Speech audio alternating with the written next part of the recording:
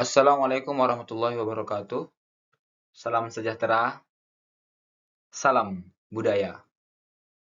Saya Muhammad Muzaki akan mempresentasikan tentang konteks dan deiksis, mata kuliah ilmu pragmatik. Dengan NIM 2203011111013 kelas D, mata kuliah ilmu pragmatik, pembimbing dosen Dr. Abdul Muntakim Al-Ansori SHUM MPD, jurusan Bahasa dan Sastra Arab, Fakultas Humaniora, Universitas Islam Maulana Malik Ibrahim, Malang. Disiplin ilmu linguistik yang menggunakan konteks sebagai alat utama untuk memahami makna adalah pragmatik. Pragmatik mengkaji maksud penutur dalam tuturan yang digunakan, bukan mengkaji untuk makna tuturan atau kalimat. Saifuddin 2005. Dalam pragmatik, tuturan atau dapat disebut juga dengan teks menjadi tidak bermakna tanpa adanya konteks. Apa itu konteks? Konteks berasal dari kata kon yang berarti bersama atau mendampingi, sedangkan teks yang berarti setiap unit bahasa. Menurut Saragi 2003 mengatakan bahwa konteks adalah mengacu kepada segala sesuatu yang mendampingi teks. Jenis-jenis konteks ilmu pragmatik.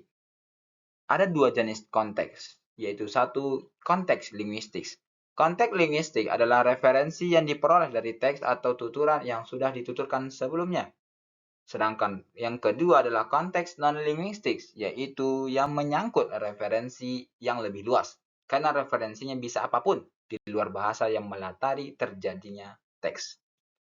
Adapun macam-macam konteks non-linguistik terbagi menjadi 4. Yang pertama adalah konteks fisik, kedua konteks psikologis, ketiga konteks sosial, dan keempat konteks pengetahuan bersama. Deiksis. Apa itu deiksis? Menurut bahasa, definisi deiksis adalah penunjukan. Sedangkan menurut istilah, deiksis merupakan kata yang tidak memiliki rujukan yang tetap. Kata deiksis dapat diketahui rujukannya apabila mengetahui konteks tuturan. Sebuah kata yang dikatakan bersifat deiksis apabila rujukannya berpindah atau berganti tergantung siapa yang menjadi pembicara, saat dan tempat dituturkannya kata-kata tersebut. Jenis-jenis deiksis terbagi menjadi 5 macam. Yang pertama ialah deiksis orang, berkenaan dengan penggunaan kata ganti personal seperti saya, kamu, dan lain-lain. Contoh pada kalimat bolehkah saya datang ke rumahmu? Kata saya dan mu dapat dipahami acuannya hanya apabila diketahui siapa ujaran itu ditujukan. Selanjutnya deiksis waktu, penggunaan keterangan waktu seperti kemarin, hari ini, besok, bukankah besok hari ini libur, contohnya. Kata besok memiliki rujukan yang jelas hanya apabila diketahui kapan kalimat itu diucapkan. Deiksis tempat, penggunaan keterangan tempat seperti di sini, di sana, di depan. Duduklah di sini, contoh. Kata di sini memiliki acuan yang hanya jelas apabila diketahui di mana kalimat itu diujarkan. Selanjutnya deiksis wacana, berkaitan dengan penggunaan ungkapan dalam suatu ujaran.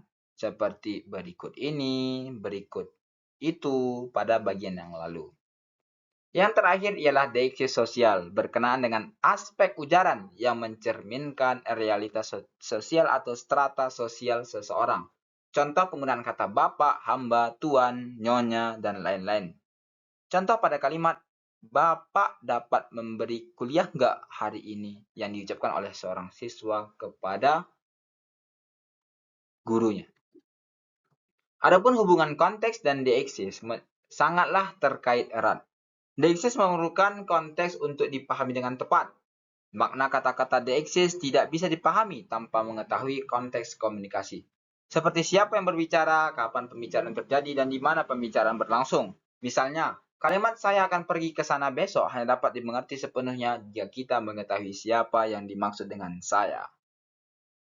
Deiksis itu bergantung pada konteks untuk menentukan maknanya. Kata-kata deiksis seperti ini, itu, aku, atau sekarang hanya bisa dimengerti jika kita tahu konteks komunikasi. Dengan kata lain, konteks adalah kunci untuk memahami makna deiksis tersebut. Mungkin hanya ini yang saya dapat sampaikan. Lebih dan kurang mohon maaf. Terima kasih telah menonton video saya. Wassalamualaikum warahmatullahi wabarakatuh.